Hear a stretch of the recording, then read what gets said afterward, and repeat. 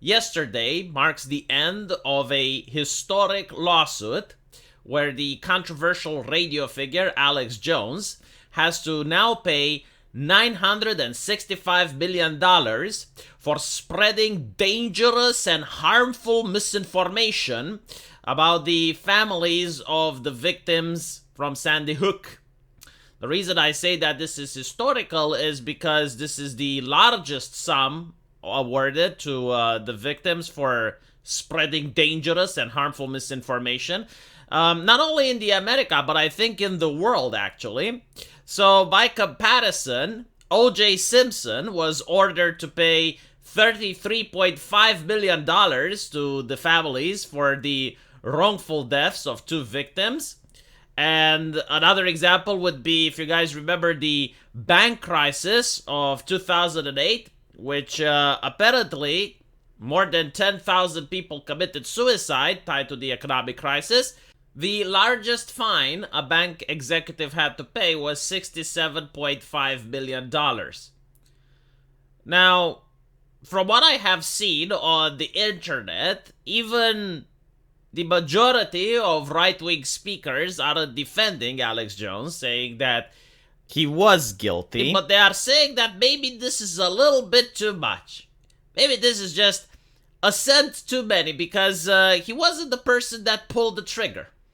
As such, this seems to be more punitive than necessary.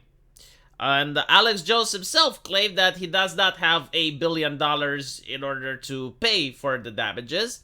So his company is going to go under bankruptcy, and he is going to try to appeal this verdict, given the fact that the Connecticut legislation does not put a cap on damages.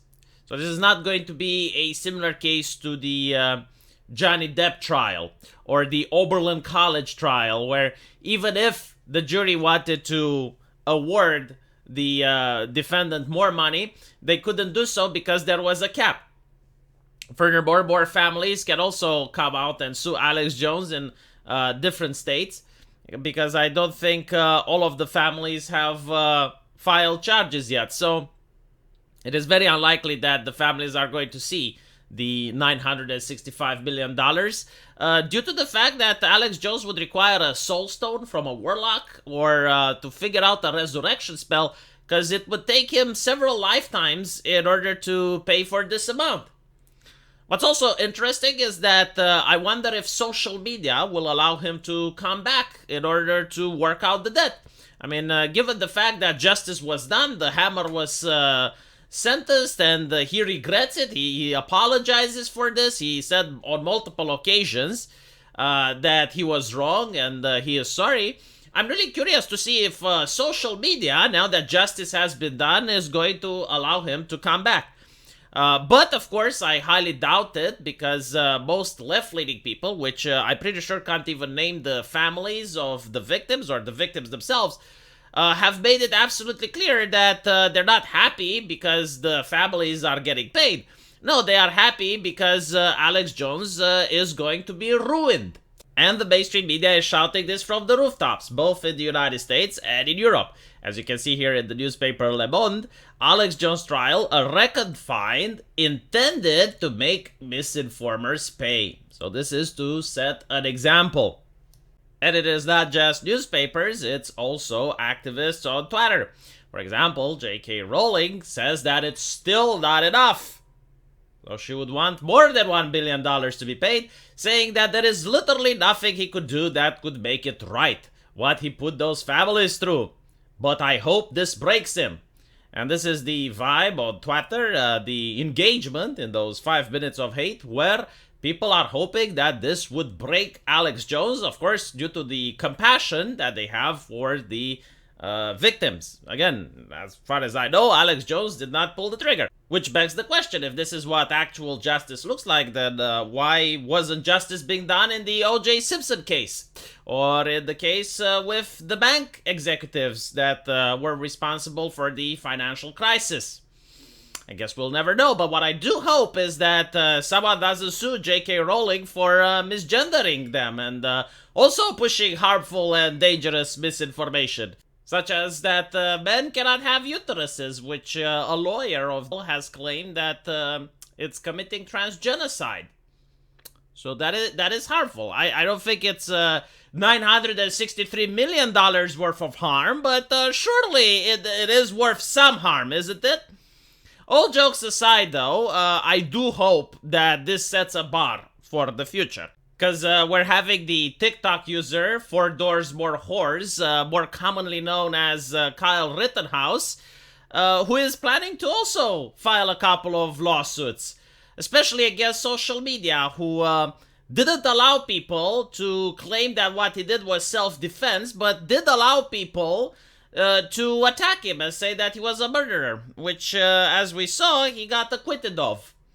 So that is problematic, especially some mainstream media outlets and alphabet soup networks, which flat out claimed that he was a murderer, even after the verdict was passed. So, yes, I do hope that the Alex Jones lawsuit does hold a bar, because indeed we live in very dangerous times where democracy is very fragile and misinformation looms behind every corner, and we need to hold the mainstream media to account and those in power to a certain standard where they should never be wrong and should always only talk about the truth. So, yes, I do enjoy very much this verdict, and we'll see what happens. Now, of course, as I mentioned before, there is absolutely no way that Alex Jones can pay this amount of sum, even if he is constrained by a court order, even if he remains homeless, there's no way he can gather the money. Now, there have been people donating, and I think he just managed to get $10 million, but that's nowhere even near the amount which he has to pay. And, of course, if he, by some miracle, would start garnering support, and he would manage to get like 50% of the total sum, I'm pretty sure that payment processors would deplatform him, as is customary, as is normal in a healthy liberal society. There's going to be progressive activists, pillars of the liberal community, which are going to position themselves between the public and Alex Jones, preventing the money from reaching Alex Jones and then to the victims of the family, right? Because this is what is normal in a free society. I'm calling it before it happens, okay? So I'm pretty sure he's not going to be deplatformed if he doesn't manage to get a big sum, but if it gets to even like 50%, if he manages to somehow crowdfund around 50%, then it's when the deplatforming will happen. Please hold me to this account. Again, this is my opinion. But let's see if I'm right or not on this one.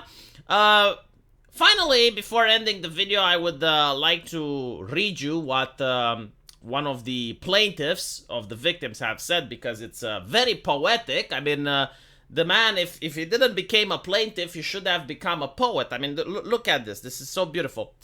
Everybody who took the stand told the truth, Parker said, except for one. The one who proclaims that that's what he does. But while the truth was being said in the courtroom, he was standing right there lying. And I guess this sums up the entire trial. This sums up what took place there. And let me know what you guys think, and I will see you in the comment section. Take care.